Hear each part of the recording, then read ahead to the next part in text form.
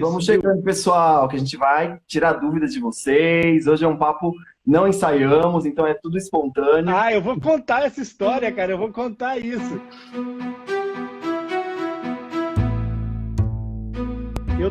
Você consegue me ouvir? Tô te ouvindo bem. Tá me ouvindo? Tá com eco? Tá. Não, tá legal. Tá bastante bom. Então vamos ver. Tomara que fique assim a conexão. Vai ficar, cara. Tem muita energia positiva aqui, cara. Vai ficar muito legal. Estamos atravessando o oceano daqui. Isso. Olha lá, olha o pessoal ficando aqui, ó. A Ângela Salles, querida. Augusto Caniato. Bacana, o pessoal chegando junto. Olá, olá. A gente vai deixando aqui um pouquinho para a gente juntar aqui o pessoal para explicar para esse pessoal que loucura que a gente resolveu fazer os dois juntos. Bonito isso, vamos chegando, pessoal, que a gente vai tirar dúvidas de vocês. Hoje é um papo, não ensaiamos, então é tudo espontâneo. Eu vou contar essa história, cara. Eu vou contar isso. Então deixa eu fazer a apresentação formal dessa ideia. E aí a gente vai os dois tocando o barco como a gente combinou. Vou passar para vocês que estão aqui entenderem qual é a ideia de dois malucos que se conversaram e acharam que era muito boa ideia fazer uma loucura juntos. Então, é assim, bem-vindos ao nosso Lipcast, segunda 9h30. Todas as segundas-feiras às 9h30 nós fazemos uma reunião aqui, ou com mais pessoas, ou com 2 pessoas, ou eventualmente, como eu fiz na semana passada, passando alguma informações importantes sobre saúde e fenda labiopalatina. Eu sou Rony Fúrfuro, comigo está Juan de la Plata, e eu não me apresentei ainda, e o Juan de la Plata também não se apresentou, porque nós fizemos questão de nos propor um desafio. E o desafio foi, Juan, a gente nunca se falou, vamos entrar numa live os dois e começar tudo do zero, sem corda, sem rede, no trapézio sem rede. E o trapezista Juan abraçou a ideia e a gente está aqui sem nenhuma preparação. Nós não combinamos pauta, nós não combinamos nada, nós temos uma coisa que nos une, que nos faz muito seguros, e eu estou falando em nome do Juan, mas ele vai falar a seguir, que é, nós temos um amor gigante e inesgotável por essa causa, e por isso a gente tem a certeza que só pode correr bem. O nosso encontro é pleno de energia e é por todos vocês fissurados que venham a ouvir esse vídeo em algum momento.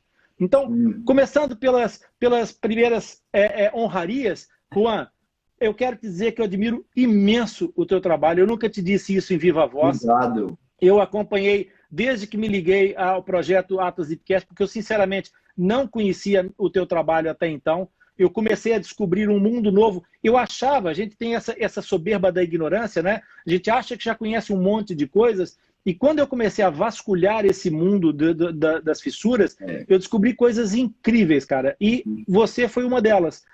Descobri que uma pessoa como você, que se dedica por ter o coração fissurado, a fissura não está cá fora, mas está cá dentro. E com esse amor imenso com que você faz as coisas, eu tive a oportunidade de ver muitas das suas intervenções, o carinho com que você fala durante as lives que você participou e que eu assisti muitas delas. Cara, eu queria te dar um grande abraço transatlântico e dizer que eu sou muito teu fã, cara. Que bom, e eu também sou muito seu fã, né? A gente acabou se conectando no ano passado, né? Durante Fissurados pela Vida.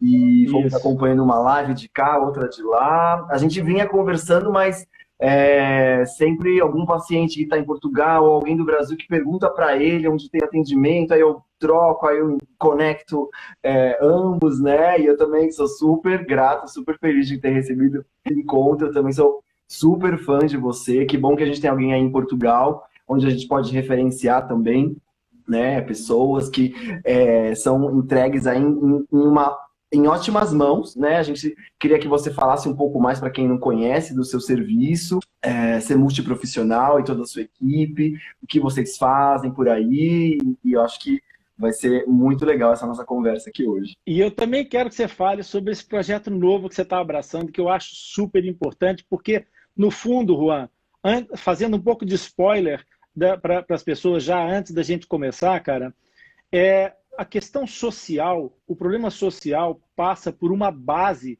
E quando a gente analisa a sociedade e fazendo uma regra matemática do mínimo denominador comum, o grande problema social transversal a qualquer país chama-se educação. Então, essa educação, por vezes, ela não é a educação cultural da escolaridade, é a educação mesmo, é a ética das pessoas.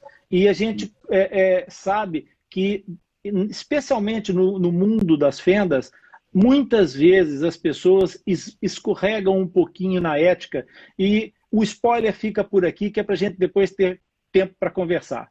Então, eu vou me apresentar e quero que tu te apresentes profissionalmente também.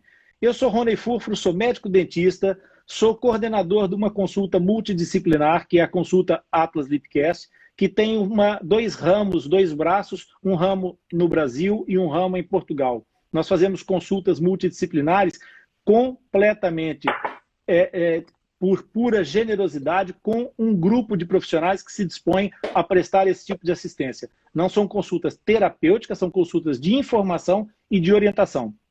E é óbvio que graças a pessoas como o Juan, com esse coração fissurado gigante que não lhe cabe dentro do peito, que nós contamos para poder fazer essa rede de tecelagem, esse net weaving, em que toda a gente trabalha por toda a gente. E assim nós conseguimos ajudar pessoas no Brasil, em Portugal, eventualmente vamos continuar com esse projeto mais longe. O nosso objetivo é abraçar todo mundo de língua oficial portuguesa. E o nosso trabalho é um trabalho multidisciplinar, como a gente já falou, e como é impossível não o ser quando se trata de reabilitar fendas labiopalatinas. O meu papel dentro da equipe é de coordenador, consequentemente eu acabo por ocupar um papel que passa um pouco por todas as disciplinas, por isso eu não sou o dentista que as pessoas habituaram a conhecer, não é? Que trata os dentes, que vê a boca. Eu trato as pessoas de uma forma muito mais holística, porque eu tenho a responsabilidade dentro da equipe de direcionar e encaminhar cada uma das pessoas. Tá? E isso a gente faz numa abordagem também multilocalizada, porque o Brasil e Portugal têm diferenças que os unem, como o oceano que nos une, não nos separa, muito pelo contrário. Uma das diferenças gigantescas que nos une é exatamente o fato de nós termos aqui em Portugal dimensões de um país pequeno com uma população de 10 milhões de habitantes. Ele não chega à população de São Paulo sequer, né? Nem do Rio, quanto mais. E Portugal tem 89 mil quilômetros quadrados e o Brasil tem 980 mil quilômetros quadrados. Essas diferenças fazem com que a população de 200 e tal milhões que há no Brasil tenha a possibilidade de gerar centros de tratamento formais, estruturais. Aqui em Portugal nós temos um núcleo de tratamento e esse núcleo tem que ser deslocalizado. Então eu trato os meus pacientes do país inteiro, de norte a sul do país. E isso é uma experiência que é importante porque eu disse que essas diferenças nos uniam e agora eu vou justificar isso. O Brasil é grande demais. Mesmo com todas as estruturas, mesmo com todos os centrinhos, com todos os hospitais que existem, os Meninos Jesus e todos os outros, que eu eventualmente, obviamente, não vou conseguir me lembrar de todos, mesmo assim, o Brasil é tão grande e as distâncias são tão gigantes que é preciso que haja essa capacidade de atuar deslocalizado, esticar os nossos braços um pouco mais para abraçar todas essas pessoas. Portanto, eu sou o tio Rony, que é como as pessoas me conhecem e é como eu gosto. Eu sou já um provecto jovem, portanto, mas uma eterna criança. E eu agora queria que tu te apresentasses, porque a tua trajetória é linda, cara. Smile Train, eu não vou... Forever. Eu quero que tu fales de ti um pouquinho para a nossa audiência. Sim, e como você está falando, o Brasil é um país continental, né, de dimensões... são vários países dentro de um país, né? São várias línguas, várias culturas, várias... tradições, né?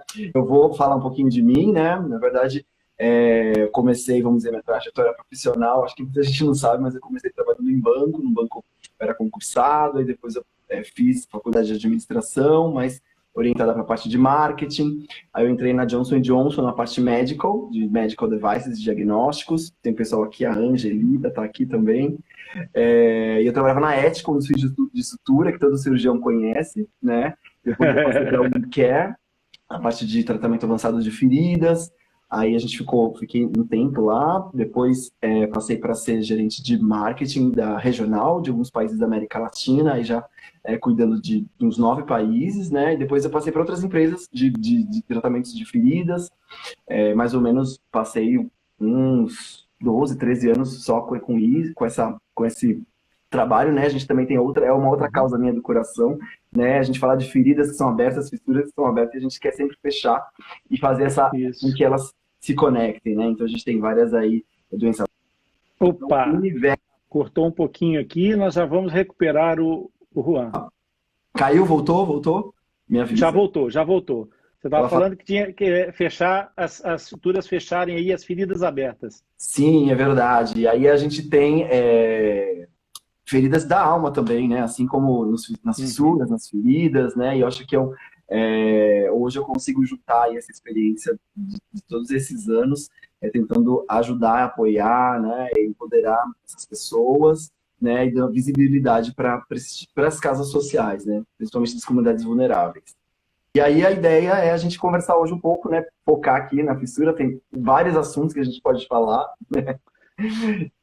Quantos anos na Smile Train? É que tu começaste a trabalhar com 2 ou 3 anos, não é? Porque com esse teu currículo aí, com a tua idade, a tua mãe deixou de sair de casa aos 2 anos.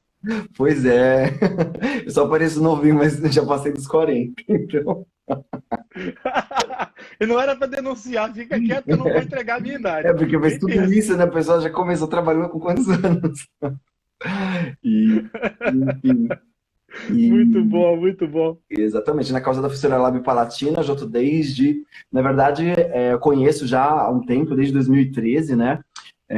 Já tive contato com a Mariane, a gente trabalhou junto, né, um tempo, e depois então ela me convidou para embarcar nessa jornada do sorriso, né, na parte de captação de recursos, eventos, depois acabei ficando, né? E acabamos aí construindo muitas coisas aqui no Brasil e depois na América Latina também. Uma das coisas que me chama muito a atenção, que eu acho que podia ser o nosso primeiro tema de conversa, é que eu trabalho com fenda lábio-palatina também há muitos anos. E uma das coisas que me chamava a atenção no princípio do trabalho das fendas era as pessoas chegarem, quando vinham as primeiras consultas, fossem grávidas, fossem sem estar grávidas, já com a criança no colo, ou o próprio fissurado, e dizer assim... Eu não sabia nada sobre fenda palatina, eu nem nunca tinha ouvido falar nisso. E de repente me caiu essa história no colo. Sim. Cara, mas isso já há quase 20 anos, Juan. E de repente, há coisa de 10 anos, nós começamos a fazer um encontro, nós fazemos aqui em Portugal um colóquio, que é um encontro de profissionais para pais e fissurados. Como se fosse um congresso em que os profissionais apresentam temas diversos. Eu monto um esquema de assuntos para as pessoas terem informação diretamente da fonte. Tá? E eu comecei isso por quê? Porque eu achava absurdo as pessoas dizerem que nunca tinham ouvido falar. Já existia internet, sabe? O problema da internet é que é muito capciosa, porque tanto oferece a coisa muito boa, quanto oferece o risco muito grande. Aí, cara, esse processo foi acumulando e eu pensei assim, não, mas com a criação dos colóquios, a gente consegue melhorar. Mas o fato, Juan, é que ano após ano eu continuo a ouvir a mesma coisa. Em 2021, eu ouvi a mesma coisa de pessoas que entraram no Atlas Ipcast e disseram assim, eu fiquei grávida, soube que vou ter um filho, eu não sei nada, eu nunca ouvi falar desse assunto, eu tô apavorado e não sei o quê. Cara, eu te pergunto o seguinte, como é que é possível que a gente esteja a trabalhar tanto, há tanto tempo, e procurando levar essa informação, e a informação não chega? Né? No século XXI, no terceiro milênio, no milênio da informação acessível, como é que é possível existir esse aquário tão fechado? Qual que é a tua percepção disso, cara?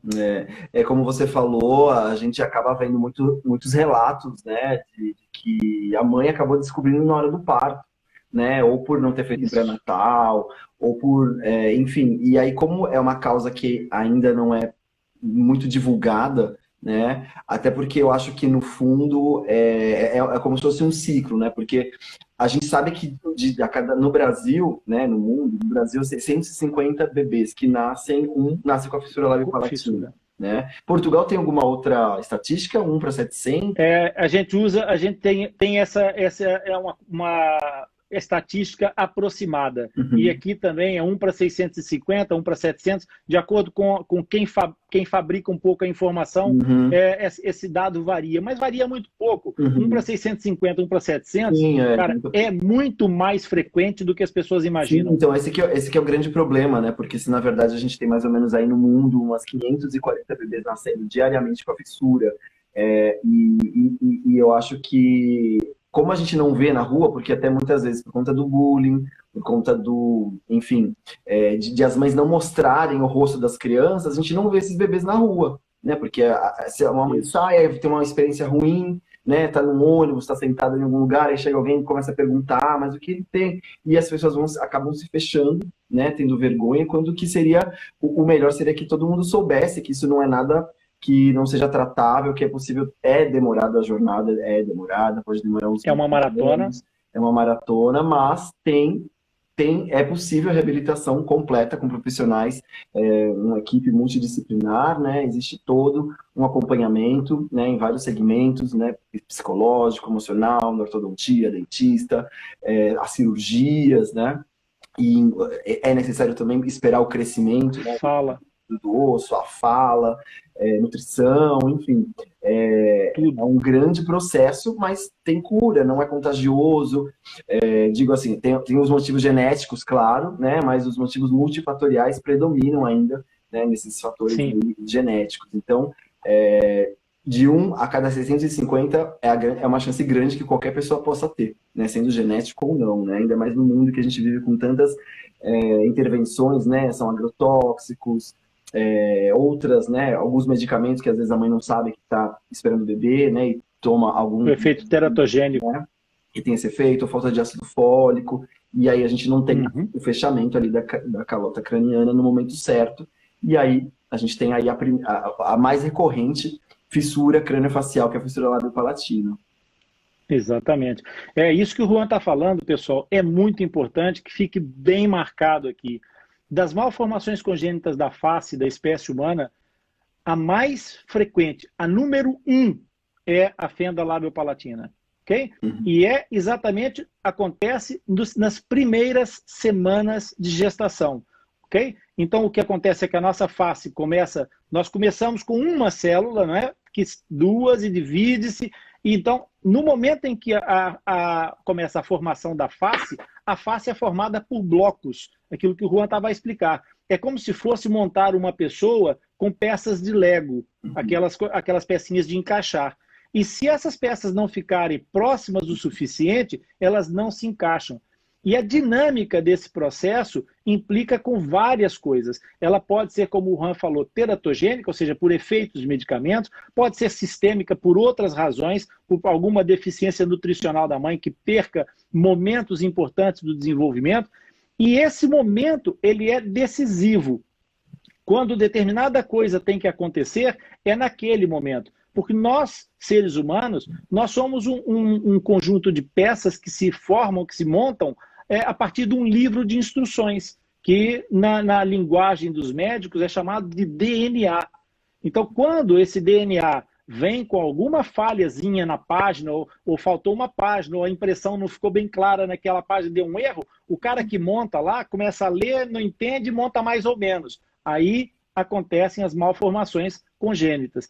Então é muito importante que vocês percebam isso. Por quê? Porque não é contagioso, não é uma doença, ninguém está doente com fenda lábio-palatina, é uma malformação congênita, é uma condição. E as pessoas, para reabilitar-se, a única coisa que tem é que recorrer aos centros que são preparados, que são vocacionados com pessoas que se prepararam para fazer isso, e depois contar com essa organização que vai ter uma base fundamental na família. A família é parte integrante da equipe e provavelmente a parte mais importante da equipe, porque é daí que vem todo esse processo que o Juan estava falando, e agora eu vou já abrir o spoiler então, que a gente queria falar com vocês sobre o problema do bullying. O problema do bullying é absolutamente demarcador no processo dessas pessoas que são portadoras de fenda labiopalatina. E, inclusive, para que vocês tenham essa informação também nas vossas mentes, muitas pessoas que não pertencem hoje ao mundo da fenda labiopalatina são fissurados e não sabem. Ok? Muitas pessoas são fissuradas, têm fenda do palato e não sabem. Tem uma úvula bífida e nunca importou com isso, nem faz ideia do que isso é. Uma úvula bífida não é nada de especial, pode não provocar rigorosamente nenhum efeito. A pessoa vai viver e conviver a vida toda sem ter qualquer informação. Aquela parte do céu da boca lá atrás que se mexe, tem uma parte mais saliente, que algumas pessoas chamam campainha, outras chamam sininho.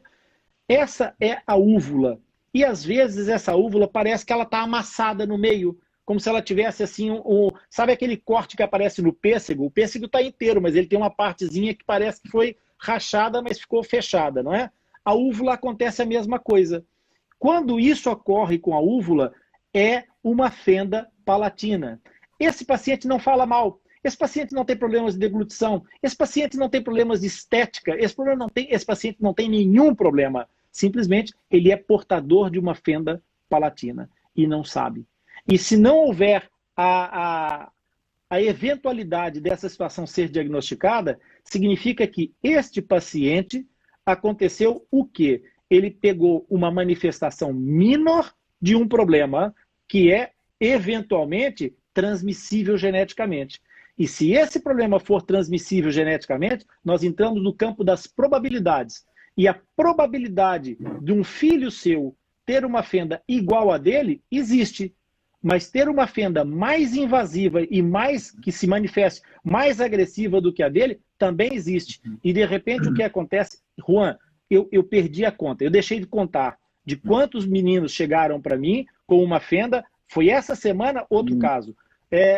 Chegaram para mim com uma fenda e eu começo a olhar para os pais, começo a ver uma endognatia, começo a ver uma ressonância, ouvir uma ressonância de voz diferente, e eu avalio a criança, analiso a criança e depois digo aos pais, dá licença que eu analise também, que o examine também, e quando vou ver, estamos presentes, e acabando de perguntar, tem algum caso na família? Não, nunca houve nenhum. Não, é a senhora mesmo, é o senhor mesmo. Então, são inúmeros os casos que não estão diagnosticados e é muito importante que as pessoas tenham essa noção. E essa manifestação pode mudar os números, pode mudar muita coisa e poderia mudar a história desse jogo. Okay? Por isso, o bullying, a estrutura familiar é importantíssimo para que essas pessoas, quando acontece de ter um problema que elas não identificam, que é muito mais frequente do que a fenda labiopalatina, mas que todo mundo conheceu alguém pelo menos uma vez, um fanhoso. Um fanhoso. Ah, aquele fulano é fanhoso. Ah, ele fala pelo nariz. É uma fenda palatina eventualmente não diagnosticada. E aí começa a festa do bullying, né, Juan? E uma das coisas também é que eu não sei como é que é em Portugal, mas aqui a gente ainda não tem o teste compulsório do toque ali. Da palpação do palato. Que seria muito importante também para... Deveria ser obrigatório, assim como o rastreio neonatal auditivo. Sim, porque a gente sabe também que muitas vezes ela está oculta, né? Ela pode estar, a fissura está lá e a gente está coberto o palato, mas ali não... Pela gengiva. Né? E eu conheço pessoas que passaram anos, 50 anos, sem mal saber que tinha uma fissura, né? Exatamente. Pessoal, essa análise, assim, Juan, sabe uma coisa, cara? Eu agora falar isso contigo, me surgiu aqui uma luz. Sabe a história das mulheres palparem a mama para tentar perceber o rastreio do cancro da mama? Sim, sim. Cara, não está instituído o rastreio da fenda labiopalatina neonatal como está o rastreio auditivo. Mas essa palpação todo mundo pode fazer. Eu vou explicar porque, de repente, essa notícia pode espalhar e fica tão fácil, cara. As placas do céu da boca são placas ósseas. E todas as vezes que as placas do céu da boca se unem corretamente, elas formam um processo, uma protuberância, tá? Que é, em linguagem médica, uma apófise. Então, as duas placas se fundem e formam uma espécie de uma pontinha virada para a garganta. Então, Então, se nós enfiarmos o dedo no céu da boca e formos acompanhando aquela sutura do meio, aquela linha, aquela preguinha que nós temos no meio da boca, quando chega lá no fundo, nós temos que encontrar uma pontinha de osso. Porque se essa pontinha de osso não estiver pontinha, estiver um V, ela estiver um recesso, ok? Nós estamos perante um sinal patognomônico de fenda palatina. É necessário um diagnóstico complementar que confirme essa situação. Juan, uma coisa, cara, eu instituí que o dia 30 de setembro é o dia da atitude. Eu quero te fazer um convite agora, online, para tu pensares nisso. Cara, vamos começar no dia da atitude esse ano, no dia 30 de setembro, fazer uma campanha como fizeram para o câncer da mama, para o câncer de mama das mulheres, que elas façam a palpação, que todas as pessoas comecem a fazer a própria palpação e que nos comuniquem se ficarem em dúvida. Sim, adorei. Vamos bolar uma campanha disso? Vamos. Eu acho que era uma coisa muito legal, cara. É verdade. Vamos pensar em alguma coisa aí, sim. Gostei da ideia. Fica prometido, pessoal. Eu e o Juan, agora a gente não se separa mais, a gente vai pensar nisso com muito carinho e vamos fazer uma campanha organizada para isso. Exato. A palpação da fenda lábio-palatina. Aê, muito bom. E na fissura, né, no leporino, é o que veio, né? Vem se arrastando ainda por muito tempo. É a mesma coisa que eu falar, orelhas de burro, ou pernas de galinha. Orelhas de elefante. Estás a ver o tio Rony quando era na escola, não estás? Não. O tio Rony era orelhinha era o Dumbo, era o Dumbo. Só que eu era o Dumbo de vez em quando, porque na maior parte do tempo o coelhinho era eu, ou o ratão. Então. Porque os meus 2 dentes desse tamanho eram lá na frente, cara. E eu ainda por cima era o fundo de garrafa, porque os meus óculos eram de vidro na altura. Sim. Então eu era o protótipo do bullying, entendeu? Eu era o alvo preferencial do bullying. Eu sofri bullying por causa disso, exatamente. Tá? Era orelhas de Dumbo, era o Mônica, me chamavam de Mônica, por causa do personagem do Maurício de Souza, do desenho em quadrinhos. Era ratão, era coelho, tudo isso. Só que a questão aqui, Juan, é a péssima onda, e eu até dou esse benefício da dúvida de que nós estamos em evolução e culturalmente vamos melhorando as coisas com o tempo. Sim. Mas o fato é que essa mania de associar coisas dos animais a coisas ruins que nós temos, qualquer coisa que não seja boa, como se essas coisas fossem características miscíveis. E não tem nada a ver uma coisa com a outra, nem é respeitoso para a pessoa, para o indivíduo, que não é o animal, e não tem nada de mal com o animal, mas o animal também não tem aquela característica por intenção ou por determinação. Então não faz sentido o lábio leporino. Lábio é de gente. O lábio de coelho é de coelho. E a figura do Lippe foi exatamente baseada no seguinte, cara. Nós, na altura que começamos esse trabalho, nós tínhamos a ideia, eu tive a ideia de criar um blog, nós tínhamos a ideia de fazer alguma coisa que associasse, que ligasse as pessoas, e eu tentei fazer não por determinação de qualquer relação humano-animal, mas por uma situação de identificação do problema. Porque os animais são tão respeitosos quanto nós. E aquilo que eu queria era passar a imagem, porque, o que nós vamos fazer? Vai ser a mascote? Vai ser um ursinho. Não, o que o ursinho tem que ver com a nossa causa? Nada com o que a gente faz, nada. Então vamos fazer um cachorrinho de peluche. Não, um cachorrinho de peluche, qual é o sentido? O animal que era mais relativo a nós era exatamente o Lippe Rabbit. E é uma imagem absolutamente pura, inocente, que não tem a ver com o leporino, até porque o Lippe é um coelho, não é uma lebre. Entendeu? A ideia foi dessa questão de o Lippe pode nos representar, porque eu não sou fissurado, mas o Lippe é. Sim.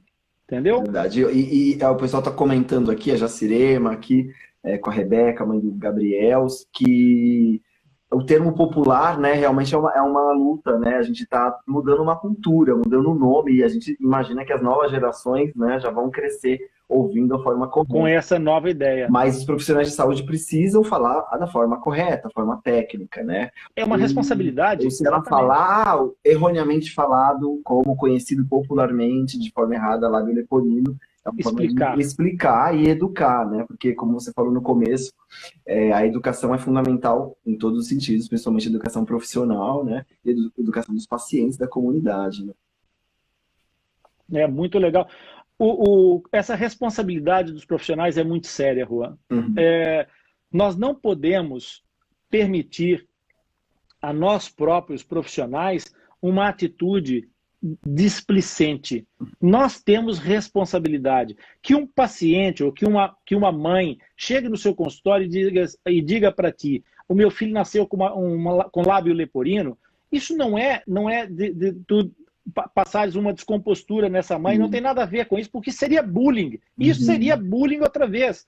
Agora, o profissional não se pode dar ao desplante de fazer essa mesma lisura, essa mesma tratar da coisa com essa mesma leviandade, porque como tu disseste muito bem, as coisas vão acontecendo e os pais têm que ter essa sensação, esse sentimento de abraço, de inclusão, dessas pessoas sentirem que são tratados com normalidade. A Camila, a nossa fissurada pela vida, ela me ensinou uma vez uma coisa que ela disse, que é a coisa que ela mais deseja é que um dia, quando uma mãe estiver passeando o seu filho com uma fenda labial antes da cirurgia e que alguém veja, que não faça uma cara de susto, mas que chegue e diga assim: olha, o seu filho tem uma fenda do lábio, então quando é que é a cirurgia? Mãe, vai correr bem, vai ficar tudo bem.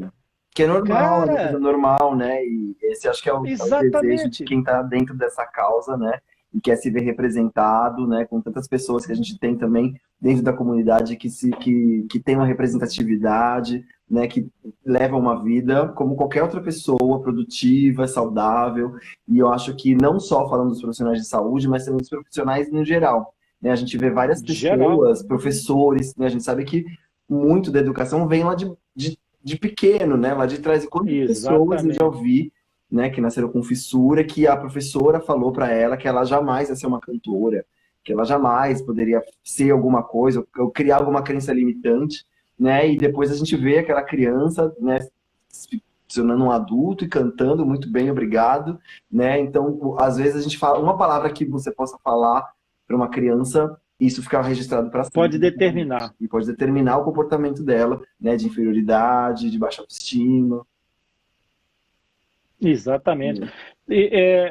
O medo que os pais têm da integração e da inclusão dos filhos é um medo que é perfeitamente compreensível. E isso leva a que muitas vezes haja esse comportamento arredio, esse comportamento de retirada social. Sim. E a grande questão, e é um dos embates que nós estamos falando aqui, é exatamente isso, nós precisamos sair do aquário. E uma das coisas mais lindas que eu vi acontecer em relação à fenda não tem nada a ver com o teu trabalho, não tem nada a ver com o meu trabalho. A coisa que eu mais admirei, que mais me trouxe alegria no meu coração, foi ver um grupo de fissurados partir para cima da situação e vir para o campo de batalha, fissurados pela vida. Cara, que lindo. Só de falar nisso, cara, eu já fico com os pelos aqui completamente em pé. Os fissurados pela vida fizeram uma coisa absolutamente fantástica, porque eles têm uma legitimidade que, por mais que nós queiramos, a gente nunca vai conseguir chegar aí. A gente vai dizer para as pessoas, como profissionais, por exemplo, a gente pode dizer tudo que a gente quiser que seja importante para orientar, mas aquele sentimento, aquele fiozinho de gelo espetado no coração, cara, essa só quem está lá, e sabe? Família, quem né? passou por essa. E a família, exatamente. Porque foi lá no hospital, foi no centro várias vezes, foi toda uma vida de luta, porque não é fácil, de frustrações. Então, tudo né, toda essa história aí acumulada, né, só realmente quem passa por aquilo que vai ter a propriedade, e eu acho que por isso que a gente tem aí vários embaixadores que eu chamo de honorários ou autoridades na causa, porque são pessoas que viveram aquilo e ninguém melhor do que elas vão ter autoridade para falar como que é ser um fissurado, né? Como que é nascer, como que é passar, como eu posso ajudar outras pessoas que passaram por várias dúvidas. Nós temos várias redes de mães, né, aqui no Brasil, na América Latina, algumas também, né, onde uma ampara a outra, até por conta dessa questão do choque, né, porque a pessoa descobriu, ela vai no Google, ela começa a procurar e vê um grupo, entra desesperada, porque a informação ainda não está chegando como deveria, né, como se tratasse de algo normal, né. Exatamente. E uma coisa, eu vou cometer uma inconfidência sem pedir licença, mas eu me sinto tão em casa com essa pessoa que não tem, nem quero saber. Ela depois me puxa as orelhas se não quiser. Uma das pessoas que ajuda o trabalho do Atlas Lipcast, na parte das consultas multidisciplinares, que a gente cria grupos para fazer essas consultas, está aqui presente na nossa live. Boa noite, senhora doutora Iracema. Então... Querida Iracema, ela está pertinho de mim. A Iracema... Está pertinho dela. Cara, mais importante do que aquilo que as pessoas falam é aquilo que as pessoas fazem, tá? E o projeto que a gente tem de inclusão, de integração, passa exatamente o que estava travando. Pois é. Mas, enfim, eu não sei se a gente consegue recuperar depois, eu vou ver se a gente consegue, de algum jeito, ficar lá nos stories, porque acho que fica ainda um tempo, né? Depois a gente publica, mas senão a gente fica com essa daqui. Acho que vai começando a dar o horário da noite, vão várias lives acontecendo e também vai fazendo quebra, né? Pode ser que sim. Iracema, nós estávamos a falar de ti, Iracema. Tu és o tripé da prova verdadeira, da verdadeira acepção da inclusão na fenda labiopalatina. Uma fissurada, fonoaudióloga. Não foi só o teu, não. E ainda por cima, é mãe de uma criança fissurada. Isso é tudo. Isso é a verdadeira inclusão. E o orgulho que você tem disso. É muito legal. Só quem conhece e participa, né, conhece a rotina do centro, principalmente lá no Menino Jesus, né? Menino Jesus. O que a gente vê é o tratamento, né, o carinho de toda a equipe. E é um trabalho incrível, muito bom poder estar aqui. Felizmente eu estou pertinho, né, do HC, né, aqui também do Menino Jesus. A gente tem Guarulhos também, que fica perto daqui de onde eu moro.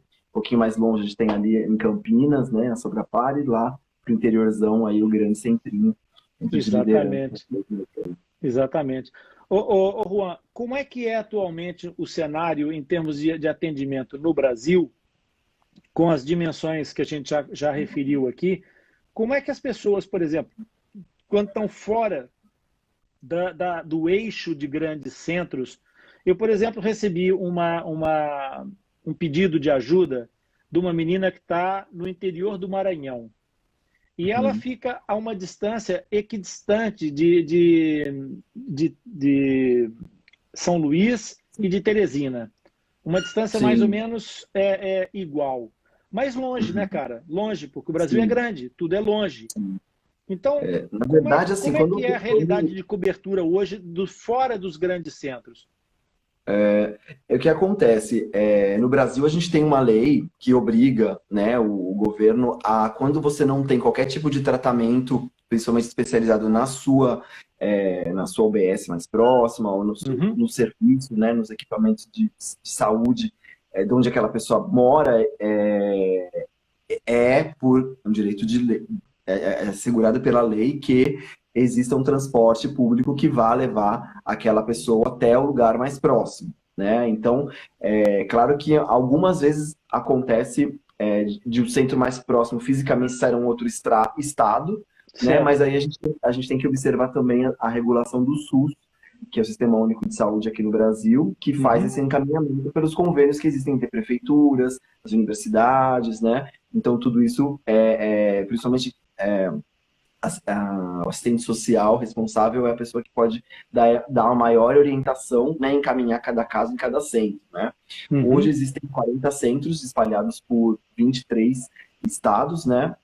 Estamos para receber aí um novo centro em breve, até o final do ano, deve ter mais um centro no Brasil, em praticamente todas as capitais, né? E algumas vezes acontece no interior, por exemplo, em São Luís existe o Centrinho de Imperatriz, tem o Centrinho de São Luís, né? A E Imperatriz Teresina também tem tem o outro, centrinho já. Imperatriz tem outro, por exemplo, Recife, né? Tem um centro que é o IMIP, mas também lá para o fundão tem o IBM, que está em Petrolina. Então existem também outros, né? A gente tem também o Sobral, enfim, e por aí vai. Uhum. Mas a ideia é que a gente consiga atender, né, do mais próximo possível, né? Durante a pandemia, acabou se descobrindo, né, essa forma de se conectar às pessoas, principalmente, A né, pela telemedicina. telemedicina. Uhum. Então, foi uma coisa que não tem mais volta, a gente consegue Isso. falar com o paciente, né, onde ele está. Então, por exemplo, Uhum. fonoterapia, psicologia, ou até mesmo ortodontia, ou consultas, começaram a ser feitas, né, foi observado, então, pacientes que não tinham muita adesão ao tratamento justamente por conta dessa distância, passaram a ter, né, uma grande evolução, porque estavam ali conversando, né, simplesmente no WhatsApp, enfim, era possível de fazer trocas, né, com vídeo, né, ou mesmo Uhum. orientações necessárias. Então, claro que muitas vezes é necessário realmente estar lá, estar no centro, mas isso ajudou bastante a não ter descontinuidade, né, nos tratamentos. Exatamente. Aqui, só fazer aqui duas observações. O pessoal que teve dificuldade com a live, não foi aí que houve a dificuldade, foi global. Nós ficamos sem a conexão, retomamos a conexão há pouco, ninguém perdeu nada, porque todo mundo ficou desligado. Portanto, estamos continuando exatamente onde vocês passaram. E aqui o Augusto Caniato tá dizendo que há um canal do Alô Mãe, que é responsável por esse encaminhamento de qualquer especialidade diagnosticada antes ou no pós-parto. Isso é muito legal, Sim. isso é um trabalho que está incluído no SUS, né? Aqui em São Paulo, a Prefeitura de São Paulo tem essa referenciação, então cada, né, município tem a sua forma de atuar, mas como aqui a gente tem uma megalópole, né, então É se megalópole aí mesmo. vocês têm 10 milhões, a gente está pensando em Grande São Paulo, Osasco, 25, né, milhões pelo menos. Exatamente. Mas aqui na Prefeitura de São Paulo, a Alô Mãe é um serviço onde as mães ligam não só para esse, né, para esse tipo Claro, claro. de necessidade, mas para os outros, né, onde é feita a referenciação direto para o hospital no Jesus, né, só que lá realmente é infantil, um hospital infantil, é a referência da Prefeitura. E a gente, em São Paulo, existe também o HC, né, que tem junto aí com a HAC, né, com o Centrinho de Bauru, no Dr. Nivaldo, Dr. Cristiano Tonello e toda a equipe multidisciplinar, que é uma outra opção, né, aqui também para pacientes aí mais, né, enfim, adultos e que De precisem recuperação de sequelas, né? isso também, Uhum. exatamente. Nós temos alguns elementos da nossa rede de conexão exatamente aí no Brasil que estão ligadas para além da Iracema, não é? Também estão ligadas que está ao Menino Jesus, mas nós temos pessoas aí que colaboram conosco, que estão ligadas a outros hospitais, nomeadamente o caso do Hospital do RAC em Bauru. Nós temos algumas pessoas que nos apoiam também, que ajudam a criar essa rede de tecelões. E essa questão, Juan, da telemedicina, da prática clínica através da telinha do computador, é como você falou, isso é um passo que a humanidade foi forçada e que não vai voltar atrás. Isso foi uma aquisição, isso não foi uma sequela, isso foi uma aquisição. E é preciso que a gente tire o melhor partido disso. E Sim. exatamente para que a gente possa levar cada vez mais longe tanta informação quanto possível, mas também prover as pessoas de algum cuidado, porque um dos aspectos essenciais do tratamento é exatamente as pessoas saberem, serem guiadas, saberem o que é que elas têm que fazer, quando é que tem que fazer aquilo que tem que fazer, sabe? E isso é muito Sim. importante. E é esse o conceito da consulta multidisciplinar, exatamente para proporcionar às pessoas essas informações. Há coisas que as pessoas, mesmo tendo acesso à internet, vão levar muito tempo a filtrar a informação, organizar a informação e recolher a informação certa. E nós temos isso tudo dentro de um guia, dentro de um atlas preparado para as pessoas poderem exatamente ter essa sequência. Então, essa vertente do processo de informação através da internet, da telemedicina, é uma coisa que faz com que tudo fique mais fácil. E está aqui um comentário muito importante, que é verdade, e é muito importante a gente lembrar de falar sobre essa estrutura que fez uma diferença enorme no atendimento de muitas famílias e que deu suporte a muitas famílias, que é a Rede Profis. Está aqui a Jacirema Campos Bentes. De fato, a Rede Profis fez um trabalho absolutamente incansável também de levar esse efeito de espalhamento do processo terapêutico para todo lado, pelo Brasil afora, não é, Juan? É isso aí, a Jacirema. Temos aqui a Vanessa, aqui da Luz do Seu Sorriso também, lá próximo ali do centrinho de Joinville, né? A Rede Profis está aí. De Joinville, que legal. Joinville, é parceira também da Smile Train, tem um centrinho, né? Lá da prefeitura. E que seria lá em Santa Catarina, o parceiro, né, da Smile Train. E, bom, e aí tem, né, o CAIF lá no Curitiba, no Sul também a gente tem o Lajeado, que eu vi também que tem pessoal lá A Fissur também, não é? A Fissur não é nosso. Não? Não.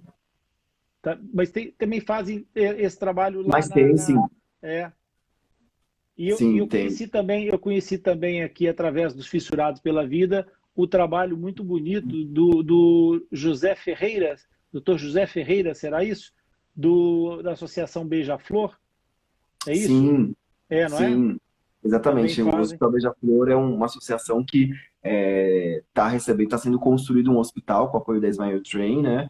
Então, ele tem uma equipe aí também multidisciplinar, tem o professor Assis, tem o fissurado também do grupo, Fissurados pela Vida, que é o Albert, né? O Albert faz parte, Eline, enfim, uma grande equipe lá também, nesse que é o primeiro hospital da Smile Train no mundo, né? Um grande investimento de alto impacto para o Ceará, onde a gente sabe que existe uma fila muito grande de adultos, né, ainda, e que não tem, né, não tiveram tratamento, não tiveram essa oportunidade, né, enfim. Então, esse é um grande investimento de alto impacto social para mudar a vida dessas pessoas nessa região, né, que é praticamente maior que muitos países daí da Europa, né, o Ceará. Exatamente. Com várias diferenças, com várias desigualdades, né, então a gente está apostando aí para que o ano que vem, até o segundo semestre, esteja pronto mais uma obra desse hospital. Que lindo, cara, que lindo.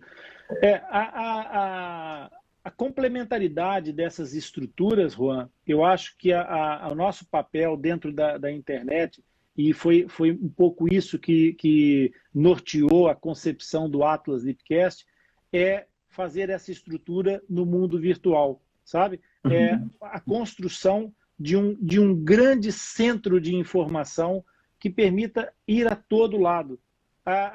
O grande barato de construir um hospital desse é que vocês vão ajudar muitas pessoas, vão ajudar um sem número de sequelados, de fissurados que vão nascer e vão fazer uma estrutura. Mas aquele hospital, ele não é móvel. Ele não vai conseguir chegar ao interior de Moçambique. Ele não vai conseguir chegar lá em Dili, em Timor-Leste, sabe? E o tratamento é essencial. Agora, as pessoas precisam pelo menos saber onde é que devem ir. É preciso que alguém lhes diga, olha, vá aqui porque está mais perto de você, vá ali, vá entrar naquela equipe. E quando eu falei sobre isso, quando eu comecei a trabalhar esse aspecto do Atlas, me perguntaram assim, Rony, você deve estar doido. Mas por que doido? Isso é um projeto que tem toda a lógica. Não, porque você tem que entender, cara, que existem protocolos diferentes e você vai falar para pessoas que estão num protocolo e para outras que estão no outro protocolo. Cara, mas eu não vou falar de protocolo, velho. O meu trabalho não é falar de protocolo, porque não existe um protocolo perfeito. Todos os protocolos têm coisas boas e têm coisas menos boas. Todos os protocolos têm muitos sucessos e alguns insucessos. Não é meu papel julgar protocolos, nem eu quero entrar em searas de protocolos. O que eu quero é orientar as pessoas. E eu conheço os protocolos. Eu não preciso... Eu tenho a minha escolha de protocolo, mas eu conheço os outros protocolos. Então, se uma pessoa está, por exemplo, em Imperatriz e é seguido pela equipe de Imperatriz, qual o protocolo de lá? Se em algum momento ela tiver uma dúvida e quiser me perguntar, eu vou perguntar, aonde é que você se trata? Eu trato em Imperatriz. Então, o protocolo que vocês adotam lá é esse. Então, para essas situações, vocês devem proceder assim, assim, assado. Então, é importante essa noção de separação de águas, que um projeto como o Atlas Ipcast não é um projeto de clubes, não é um projeto de paixões de clubes. A paixão é uma só. A paixão é a paixão pela fenda labiopalatina reabilitada, por sorrisos abertos e sem aberturas. Isso é importante. E, como diz a Iraceme muito bem, que a informação chegue em todos os 4 cantos do mundo.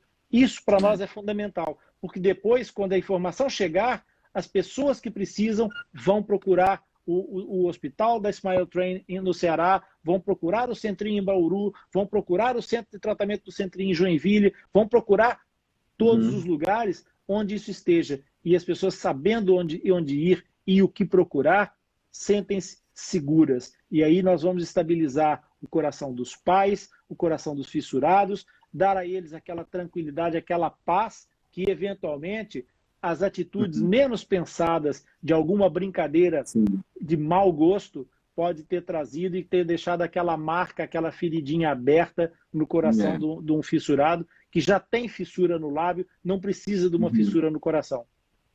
Com certeza. Sabe as palavras, doutor. Eu estou vendo aqui as perguntas. Não, sem doutor, né? aqui é Rony, tá? Rony. Rony, o Augusto está fazendo uma pergunta aqui, falando sobre os protocolos. Se você acha que a padronização de alguns métodos não facilitaria a conscientização no geral e se facilitariam o tratamento em terceiros. Então, Augusto, o que acontece é o seguinte: os protocolos, eles são derivados de processos de estudos, de pesquisa, tá? E pesquisa é um assunto muito sério. Os pesquisadores têm o livre-arbítrio de identificação profissional com essa ou aquela filosofia de trabalho. Cara, e é humanamente impossível você tentar fazer com que haja um consenso universal sobre determinadas coisas, porque até as realidades culturais podem interferir nesses processos. Então, o que eu poderia te dar como resposta, Augusto, é que mais importante do que encontrar essa unidade sobre terapêuticas ou sobre protocolo é encontrar uma unidade de respeito mútuo. Porque assim como existem... Essa tua pergunta, eu poderia fazer uma metáfora aqui, tá? O que tu, no fundo, estás a dizer, Augusto, é que seria mais fácil se todo mundo acreditasse em Deus e não houvesse outras religiões. Cara, não dá. A ciência não é como a crença, tá? Mas a ciência tem essa característica de multiplicidade, de identificação. E aí é impossível, porque as pessoas que se formam, elas formam-se dentro de uma escola. E essa escola adota uma determinada linha de pensamento. O pensamento científico segue determinadas linhas. E fazer com que haja essa integração, essa unificação, é virtualmente impossível. Então, aquilo que nós podemos fazer seria muito bonito, mas extremamente utópico, se houvesse um protocolo perfeito. Aí sim, Augusto, se houvesse um protocolo que nunca falhasse, que tivesse 100% de sucesso, meu amigo, eu era o primeiro a levantar a lança do Dom Quixote e ir contra os moinhos todos para brigar por esse protocolo. Agora, não existe, cara. Eu sou profissional, sou um cientista, sou uma pessoa da ciência e eu posso te garantir que de todos os protocolos que eu conheço, e não são poucos, tá? Eu sou uma pessoa muito curiosa. Algumas pessoas gostam de se dizer estudiosas, eu sou curioso mesmo. Eu, para além de estudar, eu sou curioso, eu vou à procura. E eu conheço muitos protocolos. Não os conheço todos, como é óbvio, mas conheço muitos. E não há, de nenhum dos protocolos que eu conheça, um protocolo 100% eficaz. Todos têm sucessos e todos têm alguns casos que não conseguiram resolver. Pelas idiosincrasias do caso e pela variância que existe, Augusto, é muito difícil parametrizar isso. Seria fantástico, eventualmente, essa concepção, mas ela é virtualmente utópica, tá? E as utopias, o que é que tem? As utopias são coisas que a gente, então, deve pôr de lado, afinal, isso é utópico, não vale nada. Não, cara. Utopia é essencial para a vida. É a utopia que nos faz andar. É nós acreditarmos que vamos chegar a algum lugar mesmo que não seja possível, a gente não desiste de lutar para chegar lá, tá? Eu tenho casos de fissuras que eu tratei que foram um desafio permanente do começo ao fim. Isso tu quer saber se eu tenho só sucessos? Não, eu também tenho insucessos. E eu lutei por esses pacientes toda uma vida e consegui o resultado melhor possível. Mas não faria diferente por uma razão muito simples, é que eu não tenho a certeza de que mudando o protocolo eu iria conseguir um resultado melhor. Então, aquilo que eu fiz foi não desistir nunca do meu paciente, lutar até a exaustão e continuar a lutar. E isso, ô Augusto, é um jogo que não acaba, porque mesmo nos casos em que eu não tive o sucesso que eu desejaria, eu quero te dizer uma coisa, a ciência muda todos os dias.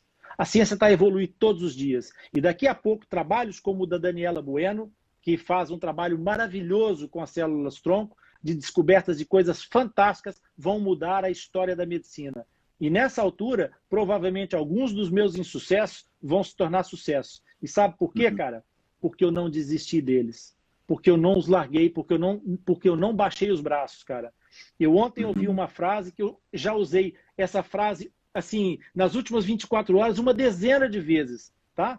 E eu vou repeti-la aqui, cara. Tu sabes, Juan, por que é que os índios fazem a dança da chuva e por que é que chove com a dança da chuva? Não, me conta. Pois é, cara. Os índios fazem a dança da chuva e realmente chove, não é? E tu podes tentar encontrar todas as explicações científicas que tu quiseres para esse ato. Não é? É uma cultura, é a força do pensamento, é o aquecimento, é o levantar da poeira do chão, é o que tu quiseres. Na verdade, Juan, a dança da chuva, o que ela faz é o seguinte, cara, eles dançam até chover. Por isso é que sempre chove com a dança da chuva, porque eles não param de dançar enquanto não chover. Eles não desistem, eles não largam o osso. E eu não largo o osso, meu velho. Cada paciente que entra na minha vida é um filho que eu adoto e eu não os largo, cara. Entendeu? E o acompanhamento dos meus pacientes, mesmo reabilitados, eu tenho acompanhamento de pacientes ao longo de anos, tá? Já começa a ser medida com uns e zeros esse acompanhamento. Porque acaba se virando uma família, né? Em todos os centros que a gente vai, aquela criança chegou lá bebê e tá lá com os 18 anos ainda vai fazer a ortognática e passou por... e vira uma família, né? Então a gente vai só trazendo, agregando, né, pessoas novas a essa grande família, né? E essa questão da resiliência, né? Do acreditar até acontecer, né? Eu acho que é isso, a gente precisa ter muito forte, né? Acreditar em nós mesmos também, né? E só assim que a gente consegue ter resultados reais, né? Exatamente. Olha que bonito que a Iracema está falando aqui, que é muito importante. Os médicos não podem nunca acreditar que só uma prática vai conduzir a algum lugar. Iracema, maravilha o teu comentário, é isso mesmo. A gente, para além de estudar, tem que ter a noção de que, por vezes, é preciso voltar, fazer uma autoavaliação. Olha, vou citar Gabriel o Pensador. Para quem sabe olhar para trás, nenhuma rua é sem saída. É a questão da humanização, né? Então, acho que isso é a chave do melhor tratamento. Né? Será que a gente conseguiu satisfazer a curiosidade do Augusto, Juan? Acho que sim, ele agradeceu aqui. E a Ariane também, eles estão aqui agradecendo. Legal, bacana, fico feliz. Está agradecendo aqui, ó, pessoas como você, Iracema, as Danis, o Juan e tantos profissionais são pontos que, independentemente do sucesso, mudam para melhor qualquer experiência de vida. Vocês enchem de alegria. E é um prazer para nós também. É verdade. Obrigado. E eu costumo chamar os meus meninos de pequenos heróis. Portanto, eu tenho um sentimento de gratidão enorme por poder, por eles me darem a oportunidade de fazer parte da história deles. Sim, isso para mim é muito... E a gente sabe que o quão grato que a gente sai, né, de um dia que a gente está lá, que a gente vai visitar um hospital, conhecer várias histórias, né? E tão bonito ver o impacto que todo esse trabalho que tem por trás, né, transforma a vida não só dos nossos pequenos grandes heróis, mas das mães, dos pais, das avós, da família que está ali cuidando, que está indo, que leva no centro, que tem aquela resiliência de continuar o tratamento, porque sabe que cada dia é uma luta para que a reabilitação venha, né, no futuro e que essa pessoa possa ser inserida na sociedade. Muito bem. Cara, Juan, eu tô pleno, cara. Eu acho que a gente eu também, tô adorando. Coisa linda, cara. A gente vai ter que fazer mais, além do nosso desafio aí pro dia 30 de setembro. Vamos lançar esse desafio aí. Vamos lançar esse desafio. A palpação, vamos tentar criar. Quem sabe a gente consegue movimentar isso aí, cara, para isso ser instituído no rastreio neonatal obrigatório, fazer parte do teste do pezinho, o rastreio auditivo e a palpação do palato dessas crianças. É essencial, porque às vezes até com palatos completamente abertos de sequências de Pierre-Robin, os pais ficaram dias, semanas sem diagnóstico. Pelo amor de Deus, isso não pode acontecer mais no século XXI. Sim. E eu assumo essa responsabilidade e tu assumes junto comigo. Vamos fazer a campanha? Vamos lá, vamos juntar forças aí. Nós estamos nos comprometendo em público aqui, cara. Exatamente, vai ficar gravado e repercutido. Quem quiser nos ajudar, entre em contato. Já existem algumas iniciativas aí pelo Brasil, né? Não vou lembrar quais agora, de onde, mas é muito importante. Isso mesmo. Isso mesmo, hashtag teste de palato, palpação palatina, é isso mesmo.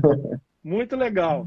Muito bom, cara, muito bom. Eu quero te agradecer muito, uma gratidão assim eterna, gigante, com certeza, por você existir, por você fazer aquilo que você faz, por dedicar a tua vida da forma como tu dedicas a essa causa, que é uma coisa tão linda. Um rapaz jovem que podia estar interessado em outras coisas, com outros focos na vida, e tem esse coração gigante de se dedicar a uma causa tão bonita como essa dos nossos fissurados. Eu tenho muito orgulho de ti, tenho muito orgulho do trabalho que tu fizeste. E, igualmente, cara, vou ficar mais feliz ainda de saber que a gente vai fazer um trabalho juntos, porque a verdade é o seguinte, quem quer ir muito rápido vai sozinho, mas quem quer ir longe tem que fazer uma grande família, cara. E a família lá, Atlas Lipcast, está assim para ti, ó, de braços abertos. Obrigado. Nós aqui no Brasil também, Fissurados pela Vida, com certeza, e muitas redes de apoio aí que já conhecem o seu trabalho, que admiram também, né? Impossível não gostar, não curtir, né? E meus parabéns por toda essa luta aí do outro lado do oceano, mas pela nossa língua, né? Vamos juntar o pessoal da Angola, também tem o pessoal da Angola. Isso mesmo. Para a gente chegar aí nos 3 continentes. Vai ser legal, sim. Juan, né? Vamos obrigado, deixar o pessoal gratidão. Descansar, cara. Isso aí, boa noite. Vamos tentar recuperar a primeira parte. Isso. E aí a gente publica. Uma gratidão enorme a todos que estiveram aqui, que participaram. Pessoal, é por vocês e é com vocês que faz todo o sentido, tá? Com certeza. E se tiverem dúvidas, podem mandar pra gente, né? Perguntas que às vezes lembraram depois. Fiquem à vontade, a gente vai responder. Se quiserem, podem mandar para atlaslipcast@atlaslipcast.com. Facinho assim, tá? E eu faço chegar ao Juan e a gente distribui isso tudo e nós vamos trabalhar nisso tudo. Vai conseguir salvar agora, hein? Nos vemos em Portugal. Nos vemos em Portugal, com certeza. Nos vemos. Eu quero visitar, quando eu for visitar aí a minha família do sul da Espanha, né? Da Costa do Sol, a Nia.